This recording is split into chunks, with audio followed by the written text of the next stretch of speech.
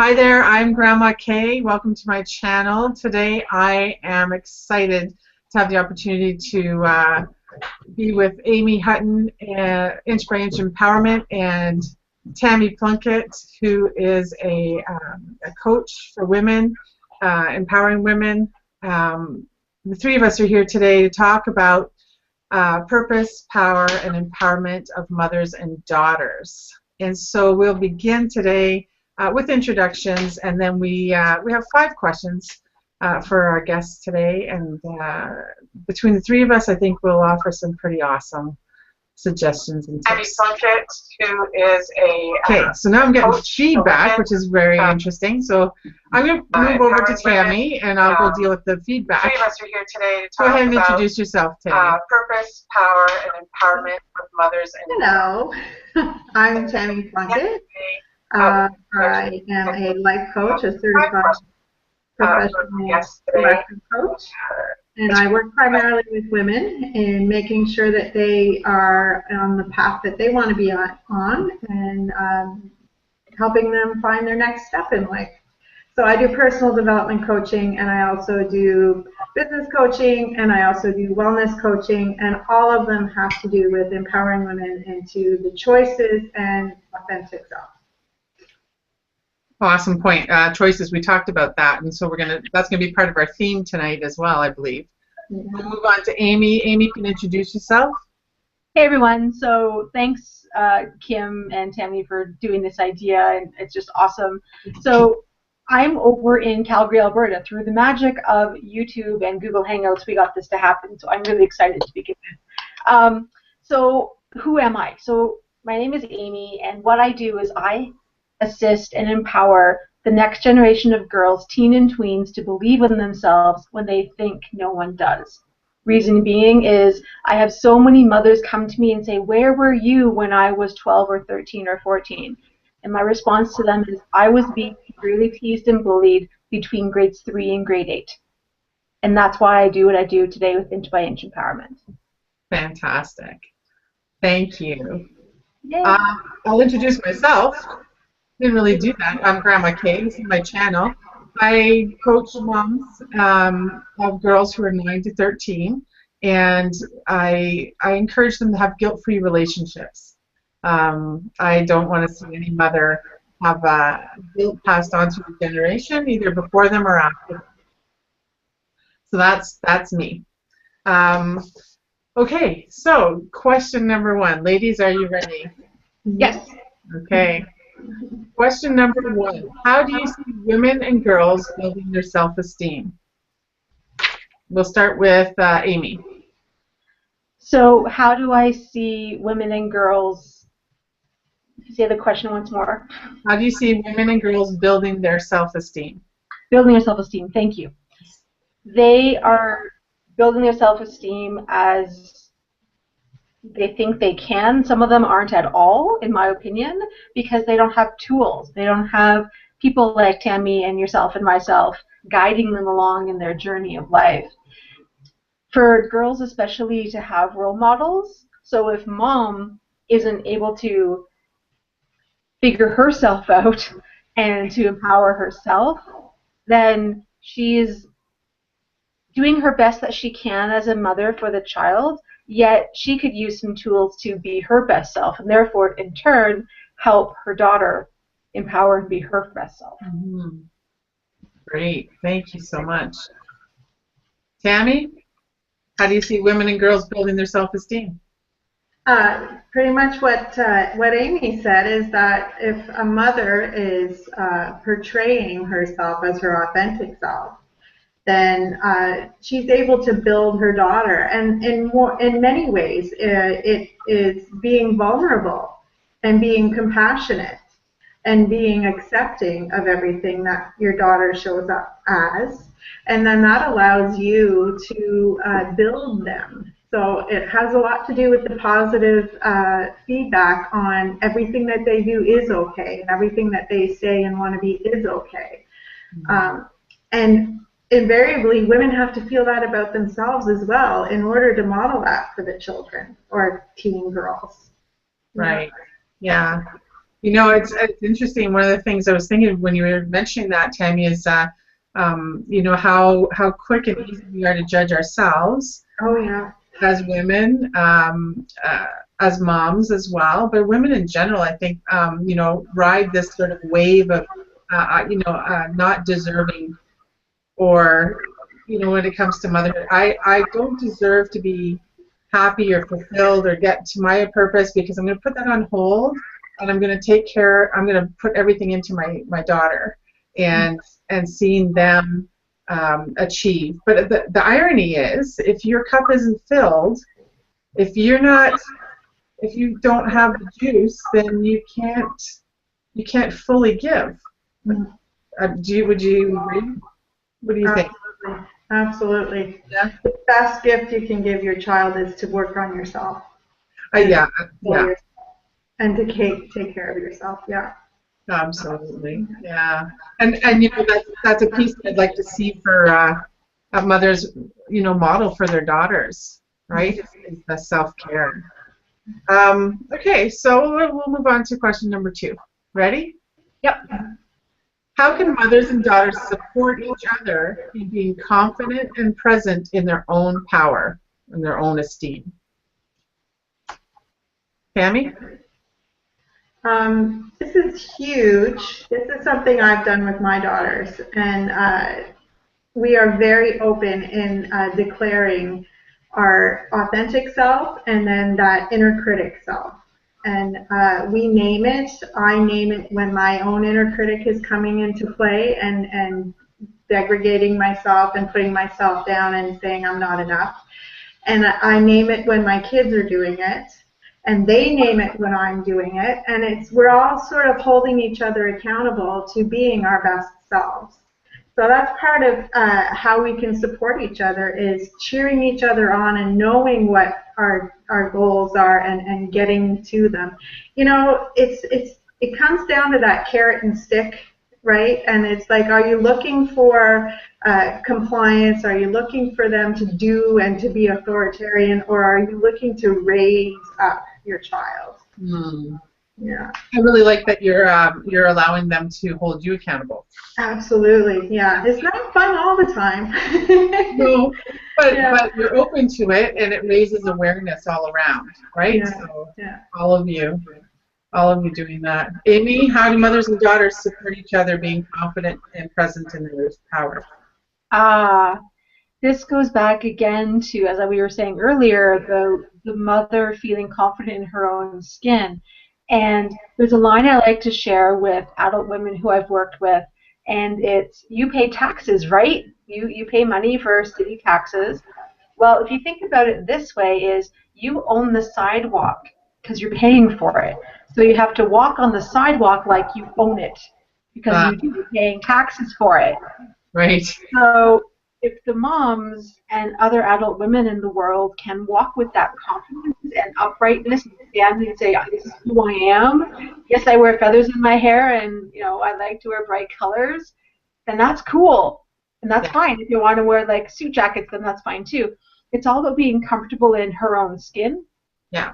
And then therefore that ripples out, and you can see in the daughters and the nieces, in the young women and young girls that she may work with, as they see a teacher, for example, that the young girls see their mother or see their teacher and say, oh, Miss Hutton does it this way, and she walks like that, and I want to be like her, and I want to stand in my own confidence and do that. And the reason why I bring up, like, say, a teacher or a sports coach or whatever is because there are some amazing women out there in the world who, like me, don't have children, yet we are role models for the next generation, even just walking down the street in the city, because, yeah, I'm walking by myself and I'm feeling confident in the way I walk, and there will be a young girl who can see how I'm walking and carrying myself and say, oh, that's different, and I want to be like her. Yeah. And yeah, I can see that. You're just so beautiful, and your presence, and you're always so colorful too. And I love that. I'm just like, yes, that's fantastic. So yeah, and thank you for being there to do that for young women. Now you run you run an online course for young women. Can you I tell me do. about that? Yeah, for sure. So I run an online program for teens and tween girls. The tween component goes from roughly 10 all the way up to 13, and then the teenagers are from 13, 14 up to 17. And they're online modules, platforms that it's, for example, in each teen and tween module, there's a module called Be Brave. And it isn't sitting down and talking about it, or, here's your homework questions like they get at school, and hey, answer this question, write it down for me. It's no, find a big piece of paper and crayons and markers and pencil crayons and draw what it means to be brave.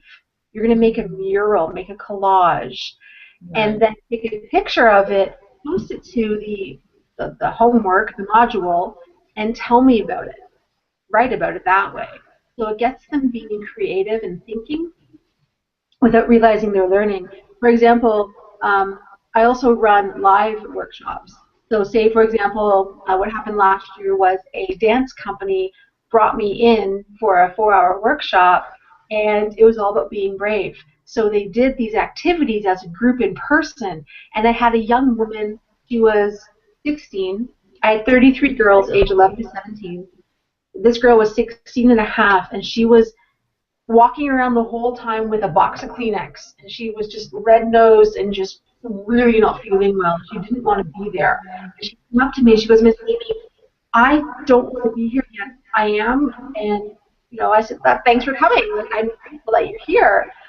At the end of the 4 hours, she came back to me and said, Amy, I'm so glad I stayed because this was the best 4 hours of my life. Fantastic. Yeah. Yeah, that's really nice. Hey, that's empowerment, right? You empowered her in some respect, whatever it was that just gave her the spark to go forward. Yeah. Right? Fantastic. Thanks for sharing about that. Thank you. That's great work. Keep doing it. Thank you. All right. So, I'm going to speak to this question. I remember I'm about to go on and interview the two of you, but I'm a participant as well. I got to remember that. Being confident, present in their own power.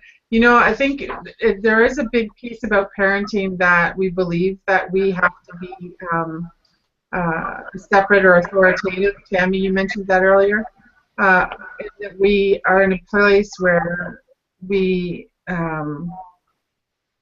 expect our children to behave different than what we do. And, when we find a place of being comfortable within ourselves, a vulnerability to be the person we are, and to nurture and guide our children, then that's kind of an interesting place to parent from. Not everybody's there on the start, but one of the things that happened for me, I guess, that inspires me to move forward with parenting in a way of looking at my children as individuals. And it's not my role to make them into me or anything else. It's to be present and guide them as they discover themselves. I when I was a teenager, I had a teen pregnancy, and I was babysitting for a family. And in that family, the children called the parents by their first name. And coming from my family, we were like mom and dad, and I had never experienced this before, and I just thought it was the coolest thing ever.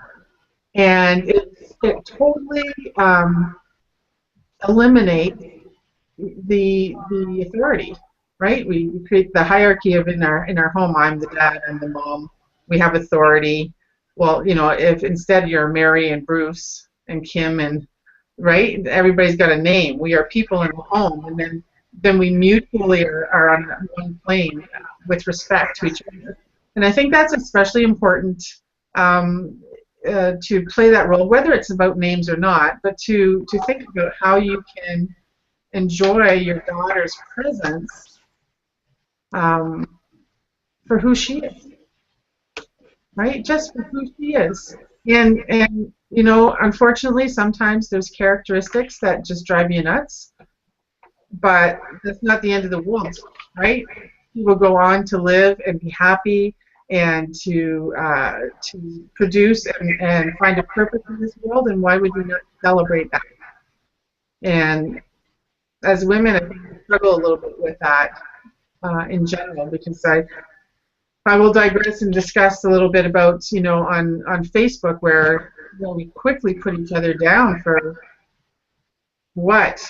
Oh, did you see that leather bag? I don't think it's real leather. Right? I mean, you see those Facebook posts where it's just women or people in general, but I see a lot of women's groups where they just tear each other apart and gossip, and like, how can we uphold each other? And that was the question, right? Being confident and support each other in our power. I think we need to remember every single day, how can I support her? Whenever we look at our daughter, how can I support you? And you could also have the invitation, how could you support me? How can you support me in getting the dishes done? That's what I'd like to do. What does choice have to do with esteem building? That's our next question. Tammy, you're up. Choice is everything. I think that the choice and empowerment go hand in hand, and the whole idea. But well, here's the deal.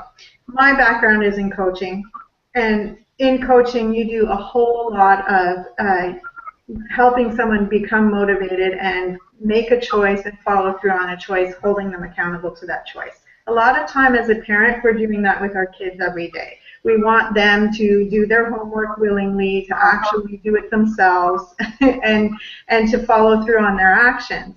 Now, when whatever it is that people need help being motivated to do comes from them, the motivation is 97% there.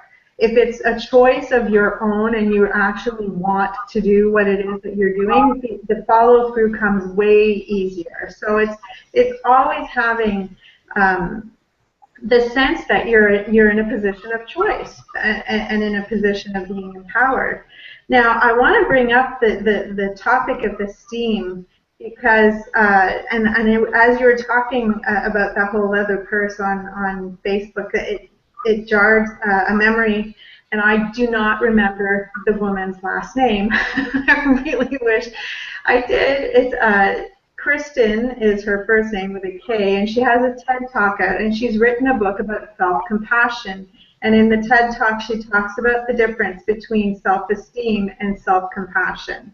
And esteem is often derived by feeling that you're better than someone else, and that's where that hierarchy is that we seem to all agree we don't want to have, especially in a family.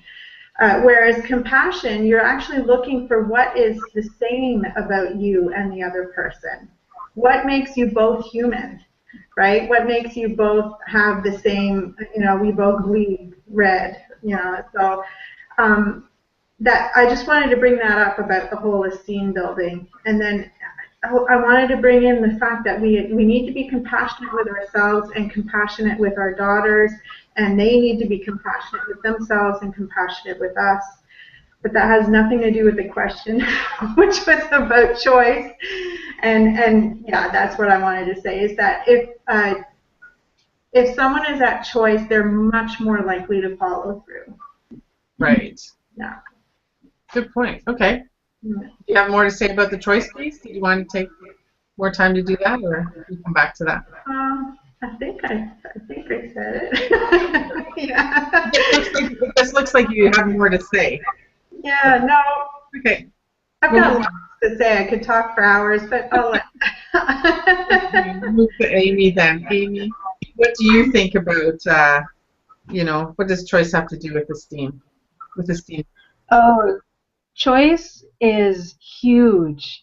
Even working with people with developmental disabilities and children and such, it's okay. What, like me as the adult, I know what we have to get done today, and then you go to the child and say, okay, we have A, B, C, D to do. Which order do you want to do them in? And let's get it done. So choice, that's putting the ownership back on your daughters to say, oh, okay, so mom wants us today to vacuum the living room, clean out the fish tank, and run an errand to the store. So giving the daughter the choices of which way she wants to do it puts the power back on her, therefore boosting her self-esteem and her self-confidence and belief in herself that, yeah, I'm important too. I can make decisions. Yeah.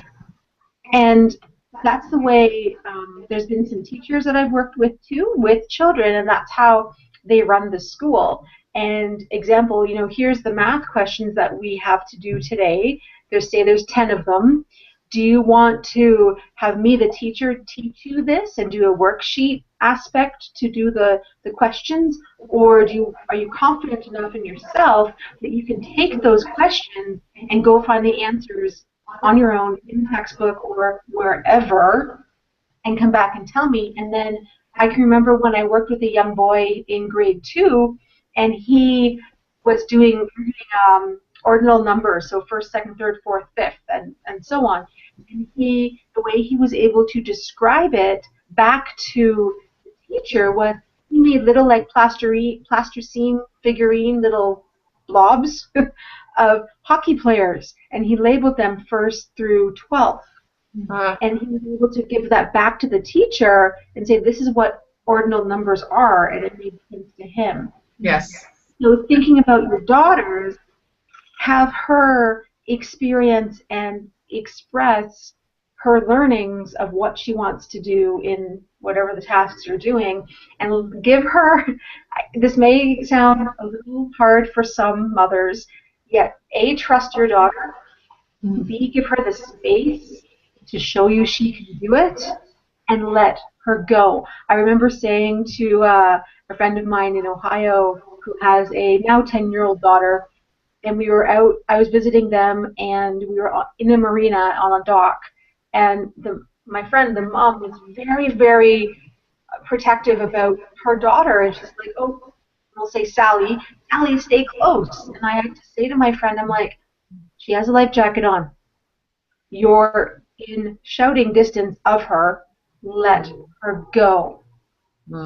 You'll be fine. And she said, what about this? What about that? I'm like, no. Relax. She'll be okay. And slowly that trust was earned with her daughter. Thanks, Amy. Yeah. I'm just madly writing notes. I'm like, oh yeah, this. There's something for me. Let me tell you about what you brought up for me is thinking about choice building with children for sure. I've been parent to 12 kids in foster care, and each of them come in with their own characteristics, their own set of skills. And when you can look at your kids for where they're at, you can create guided systems for them to have choice. And you can start with simple things, and lots of people have heard this about going to having in the closet, there's school clothes and then there's play clothes, right? And then they're designated. Go choose something from what we've already decided are school clothes. Have at her, right? And then when they come out looking like a crazy multicolored butterfly, let them go, right? You sit there and you swallow and you think about all the social things and you're like, oh my gosh, right? Because we worry right from the start what's going to happen. We're always forward thinking about what ifs, and we forget to stay in the moment and celebrate that creativity that they chose in dressing themselves, right? And that moment when they say, hey, look at me, and you say, wow, I think that's the seed of esteem right there. When we can be present in a moment together to say, wow, right? Yeah, I think that's so important to celebrate. And I know my experience working with moms to be guilt-free is that the issue of letting go is really hard. Letting go of your child to try anything new is difficult. I'm not sure if it's the letting go part as much as it is the discomfort of children letting us know it's our time. You know, like I've got this. And sometimes I've got this comes out in really weird ways that look like bad behavior. Right? It stresses moms out for sure. But again, as they get older, right, it's choices and it's consequences.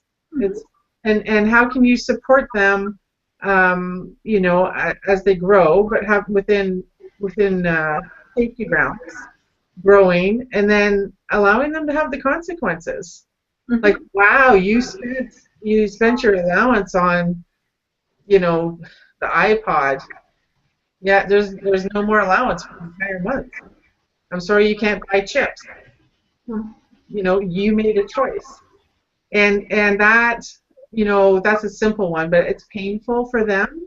And sometimes I think we have difficulty allowing people to have pain, and which, in fact, when we don't allow them to experience their pain in a supported way, we actually rob them of choice. So, you know, it's this very fine balance between those two. That's my 2 cents anyway for that one. Oh, sure. Number 4. What do you do in your work to support a mother or daughter on the journey of personal power? We'll start with Aime. That's an awesome question. Personal power with the daughters and the mothers.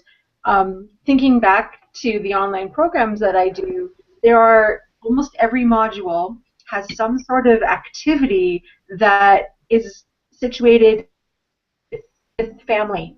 So, example on the topic of the module of being brave, you go around the dinner table, or in my case, when I was growing up, we didn't have dinner together because we were going to grandmak or Girl Guides or something. So we would have breakfast together. So go around the table at breakfast and say, what is something you did today that was brave? And each person take a turn. And then again, that's the mother showing the daughter, look, I've done this and I feel brave and I'm proud of myself for doing X, Y, Z. And then the other piece to it is, I know some people do gratitude journals or gratitude talks and at the end of the night before bed, and you can even do it, you know, an activity I do live in person with girls working with them, and I've done it once with a mother-daughter group I was with, and they go back and forth and they say, either, you know, choosing your words, if you're working with mothers and daughters, this will work, and it is, the beauty I see in you is this. Oh, that's lovely. And going back and forth. So the daughter then has to say, Mom, the beauty I see in you is this. Or, you know, if they're young and don't really comprehend the word beauty, that way you can say what I love about you is, or what I like about you is. And going back and forth and back and forth. And each do it, we'll say 5 times. And that boosts everybody's self-confidence and the likability of themselves.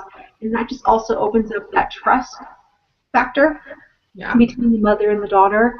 And it's a beautiful communication tool to use for people. Yeah, that's awesome. That's awesome.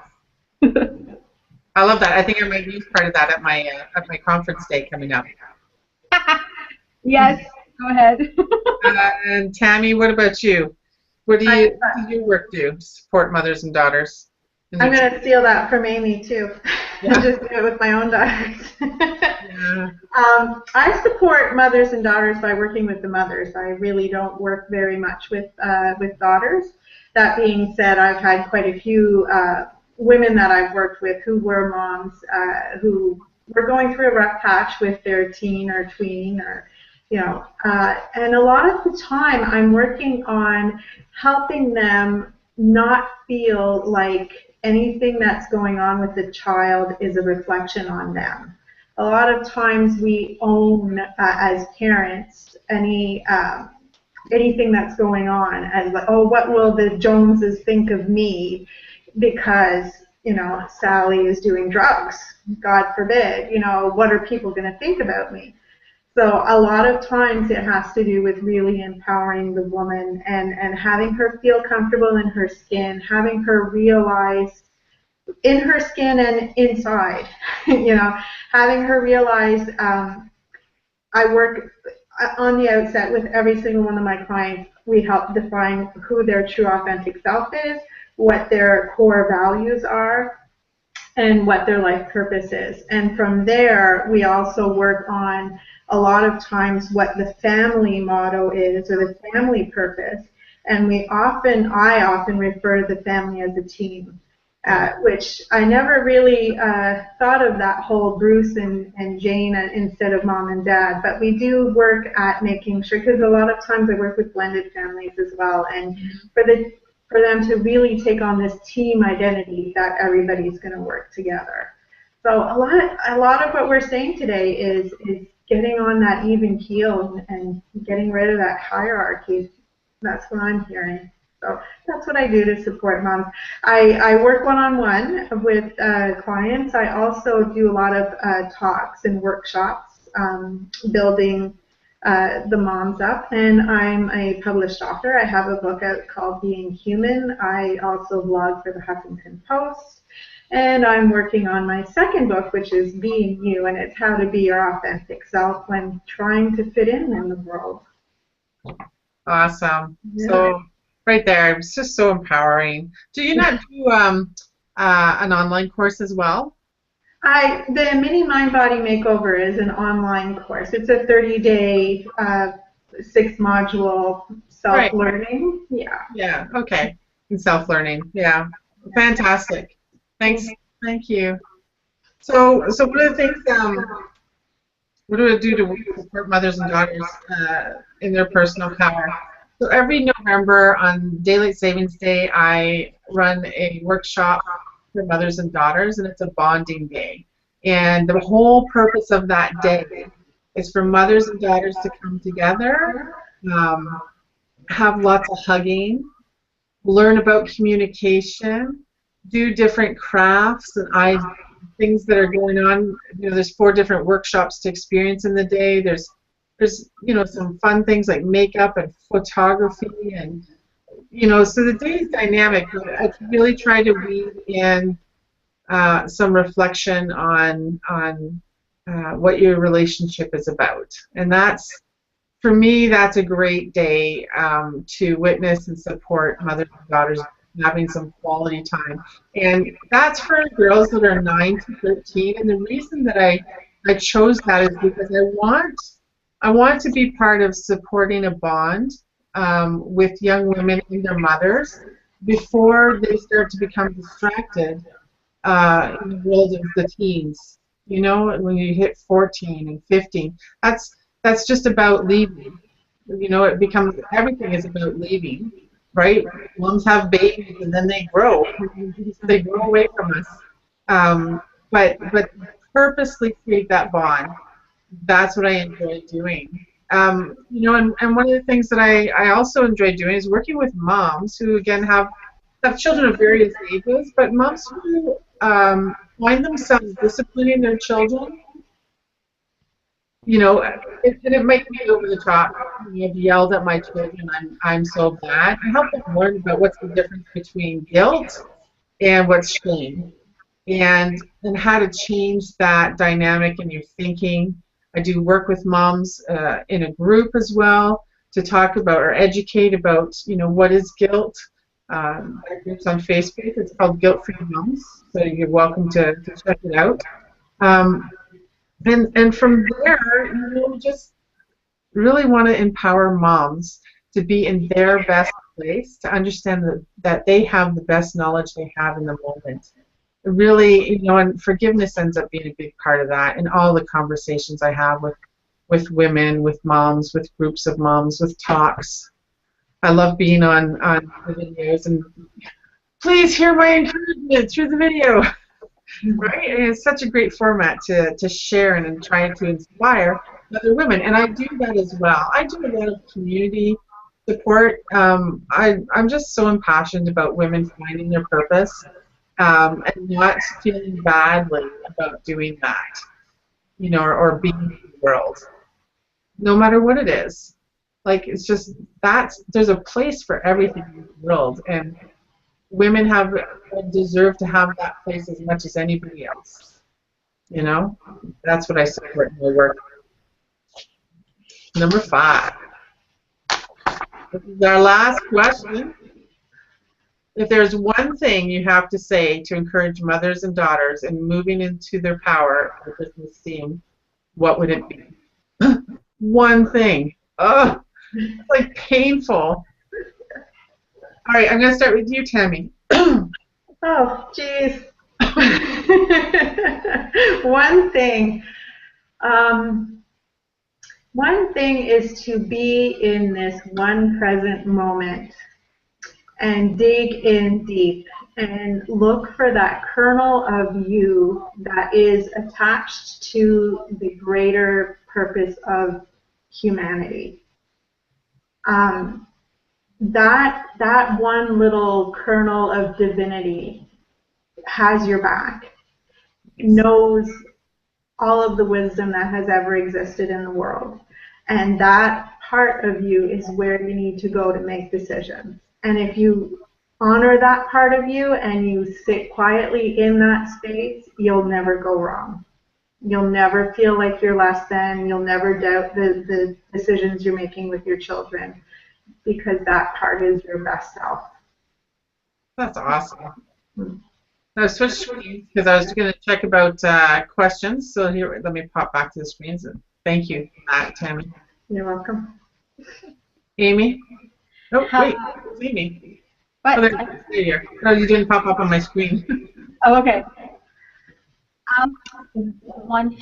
I'm going to pull one of the things I say when I do talks, and I actually have 3 things to keep going in your own life because I know I've done it. Yet one of the ones I get most feedback on is let others help you. Mm-hmm. And this is twofold, because say if, Tammy, you need help with something and you're not asking me, I can't read your mind, therefore I don't know what you need help with. Right?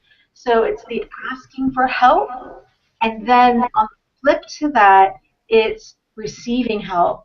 So for example, I'm going to use a situation I was in a year or so ago when I was going into the hospital for a procedure. I had women from here in Calgary say to me, Amy, do you need help? Do you need someone to cook for you or drive you to the hospital or whatever? And I very graciously had to say, thank you for offering. However, my mom and dad are coming out from Ontario to be here with me, and they're going to be driving, and they're going to be here for a couple of days. When they leave, though, may I call upon you if I need the help? So it's the receiving help, and I know recently, I can even speak more recently about the receiving help. I put an ask out in June about helping me get a new dress for an event I was going to in Dallas, Texas. And that was a huge ask for me at the time, because it's the being open to receiving and, you know, that sort of a thing. And I did have 2 wonderful, I'm going to call it angels, 2 wonderful angels step forward and say, yes, we will help you buy this dress. Actually, end up being able to buy 2 dresses because of these 2 wonderful women stepping forward. So it's the whole receiving help and asking for help because I can't read your mind. And yeah, and that goes for mothers and daughters. Like, Mom, it's okay to ask for help. Yeah, if you need help with whatever, just ask for help. And then that also shows your daughter that it's okay to ask for help and be vulnerable. Yeah. That's awesome. I'm like shaking my head because I really like the theme of vulnerability. You know, vulnerability comes in so many ways with everything that we talked about today, because you know, in order for us to show up and be present in the moment, we kind of have to be vulnerable to it. Vulnerable if we don't like what's going on, but we're going to honor being present for our children. Vulnerable if it causes us emotion, to allow ourselves to cry with our children. I think that's important, because it just reflects being human. Right? It reflects being touched. You know, and I know that kids like to try and stop feelings, but where did they learn that from? Right? And how can we support them being okay with witnessing this? being vulnerable, whether it's with crying, some other aspect. But there's always conversation to be had afterward. I think Yeah. one of the things that I would encourage is, there's great points that you made, and the vulnerability piece I love. But I guess my one piece of advice would be turn off your cell phones, Yeah. turn off the computer, Yes. stop listening to this video, and sit together. Sit together where some part of your body is touching, whether you're holding hands, whether your knees are touching and you're sitting on the floor, whether you want to like just place your foreheads together so that you're both this close, and just take some time to breathe and just look at each other, and just and Amy, that would what you said earlier about the beauty in you that I see is a really good place to start with common conversation, right? Common conversation, and that comes around to just supporting each other to grow and be in their personal power, to ignite each other's presence, and to go for it, to build their own esteem, to be, and that's fantastic. Yeah, that's our 5 questions. Any final comments? I would like to say that if anyone is interested after hearing us speak tonight, I have a gift. So if they go to tammyplunkett.com/gift, you get my free ebook, which is 9 sanity-saving secrets for crazy busy women. Wow. It's the same secrets for crazy busy men, but that's who I usually speak with, is the women. So Fantastic, fantastic. Final words for you, Amy? Oh, just huge gratitude to begin with for this awesome time together and sharing our knowledge and wisdom with the world, because it's on YouTube, so anyone can watch this. It's awesome. And like Tammy, I also have a little gift, and this is for the girls. If you go to the website, as you can see, inchbyinchempowerment.com below here, if you go there and you open up the main page, you'll get a little message saying, yes, I want the free download of the introduction to the ebook of the hidden jewels to being a Wonder Girl. Fantastic. And activities, there's things to do, and there's 5 special jewels that I wrote in the first edition of this ebook of how to be a Wonder Girl. And I am in the process of working on the second ebook and expanding the jewels into 7. So watch for that coming. Awesome. That's nice. Well, so I didn't plan giving anything away, but if you go to my website, there's the top 10 secrets for guilt-free parenting, or being guilt-free in your parenting, and you're welcome to have a copy of that ebook. Just, sign up there and it's yours. We've got an abundance of material to support you in your power and presence in this world with you and your daughter. So we hope that, on behalf of all of us, hope that you've enjoyed tonight's broadcast. And thanks. We'll see you again. Take care. Bye. Bye. bye.